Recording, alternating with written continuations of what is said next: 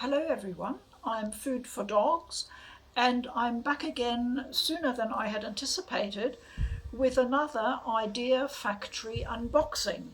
We only very recently did the Dragon Star Vanilla unboxing and that turned out to be absolutely beautiful. I'm so pleased with this. I have to confess I was in more than two minds about getting the other game that Idea Factory released this year called Death End Request. Originally, I thought I would bypass it and just get a digital copy, but after talking about all the artistic influences and seeing how many of the Idea Factory games I actually have, starting with the PlayStation 3, um, I I suppose I weakened. I caved in, and I thought, in years to come, I'd probably regret it if I didn't get it. So that's my excuse anyway. It arrived much faster than I thought it would. So here we are, and I want to have a quick look, a comparison look at those two.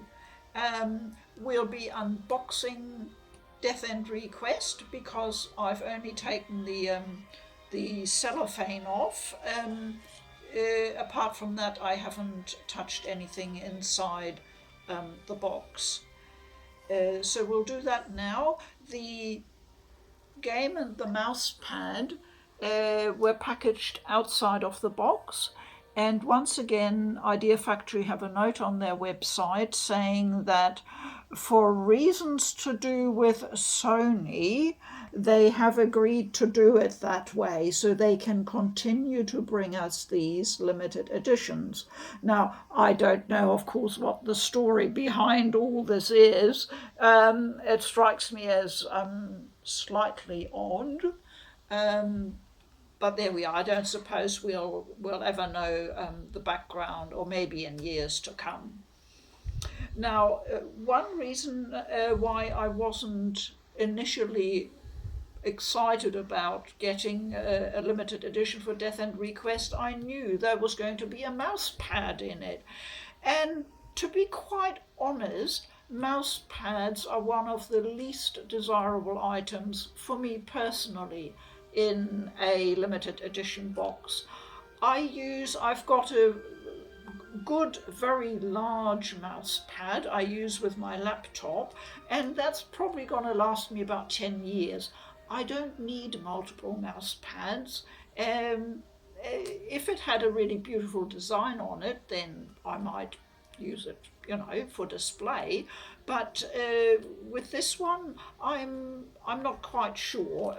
It's well made. It's thick and well padded, but it is quite small. I can't see it being terribly useful, so I'll just keep it in that cellophane wrapping. The game came with a sticker for the bonus DLC on the cellophane, so I rescued that so I don't lose it. And we'll start digging into the box. Now, one reason why I'm really quite keen on a comparison is that you will remember one of the main designers for Dragon Star Vanilla was Kei Nanamida, and he is listed as the character designer for this game. So there is a really direct comparison there. So I'll just open up the box. This is the back of the box. Now I would describe the front finish compared with Dragon Star Vanilla, which is quite a high gloss finish and looks really stunning.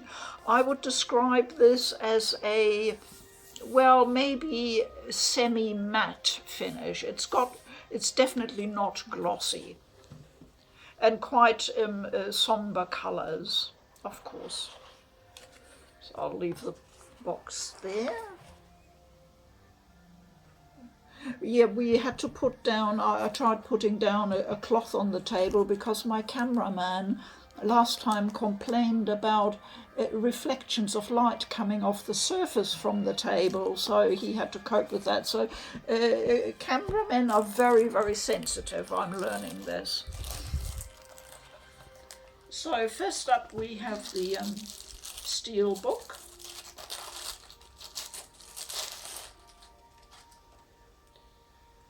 And that, of course, has a metallic finish.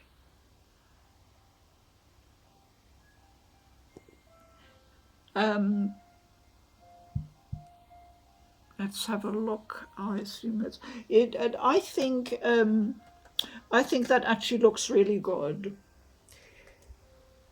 Yep, just your standard Steelbook case.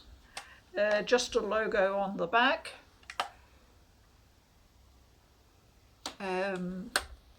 But I do like the design on the front.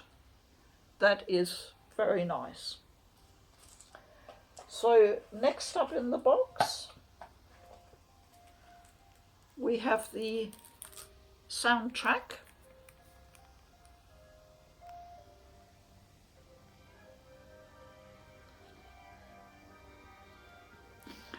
And that comes with 24 tracks on it.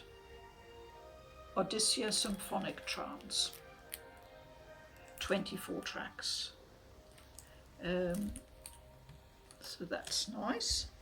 And here is a little cloth in a nice thick little plastic cover.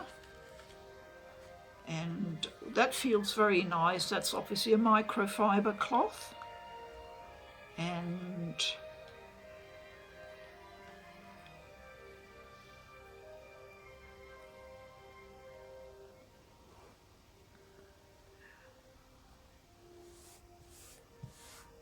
that looks very good, I'd have to say. That's very nice. And I think that's, oh no, goodness me, no, there's more. There is more. Of course we have an art book. And in keeping with the general design, which seems to be based around darker colours and a black background or edging, the art book is black background.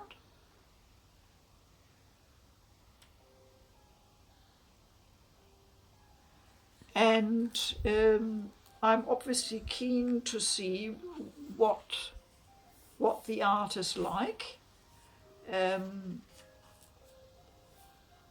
So here we have some character design.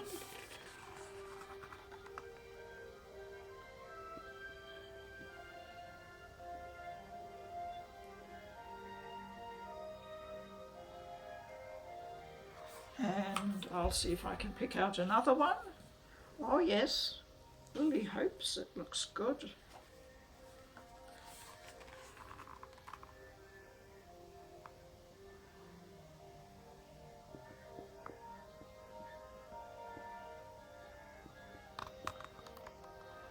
Now, of course, I will have to give my instant impression of comparison, and I would have to say, yes, K Nanameda, Dragonstar Vanir, Death and Request, a very similar style of artwork, highly detailed but still very clean.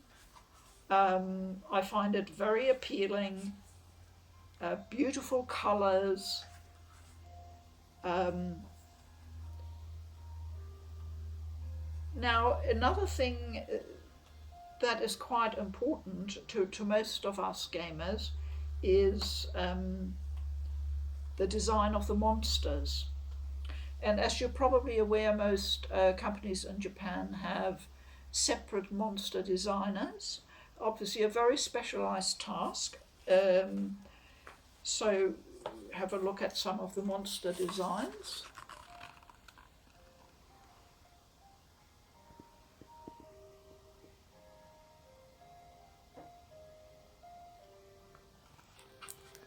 Now,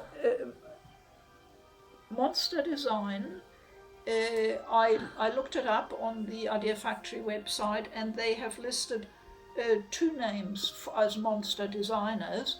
The first one is Yuji Kaida, and his previous work has spanned primarily television and film. He's worked on Japanese franchises such as Godzilla, Macross, and Gundam, all of them well known in the West and I think very popular. So it's interesting to see him being used for a video game, but it should be pretty similar. After all, a monster is a monster. The second one listed is called Kia Asamiya, and that is a pen name. And he is one of the most widely published Japanese manga artists.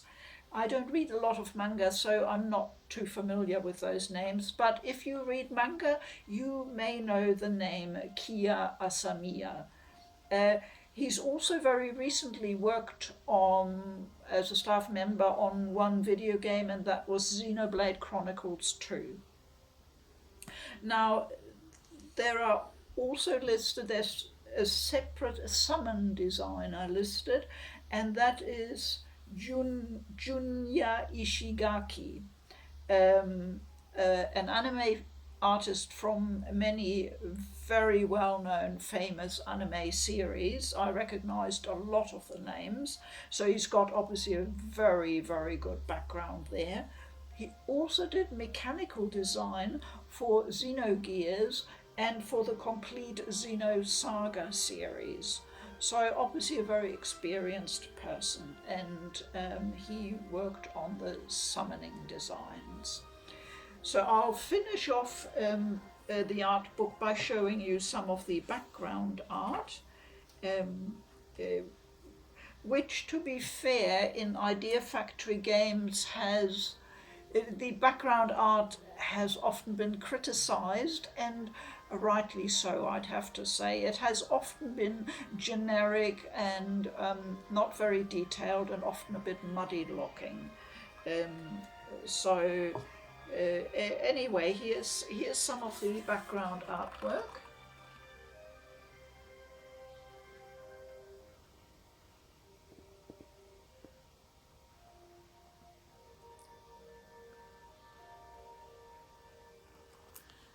And that is the art book. Now, in closing, I would just like to show you exactly what I did in my last video with the Dragon Star Veneer game case. We have, oh yes, fans of reversible cover art rejoice, because we have a reversible sleeve. So I'll just get that out. So this is the one that it ships with on the outside.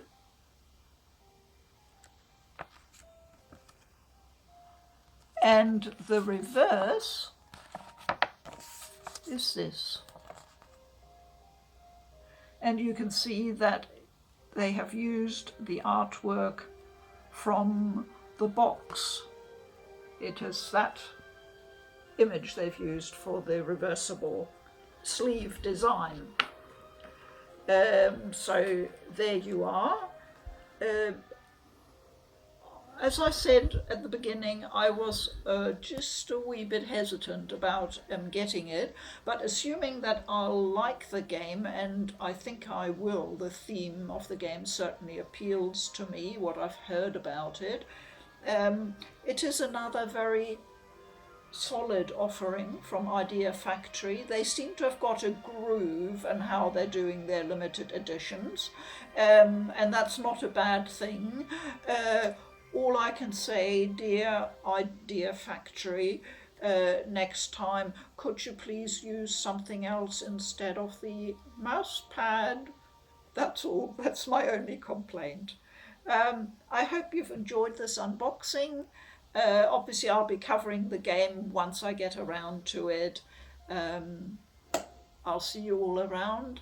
Keep well. I'm Food for Dogs. Bye bye.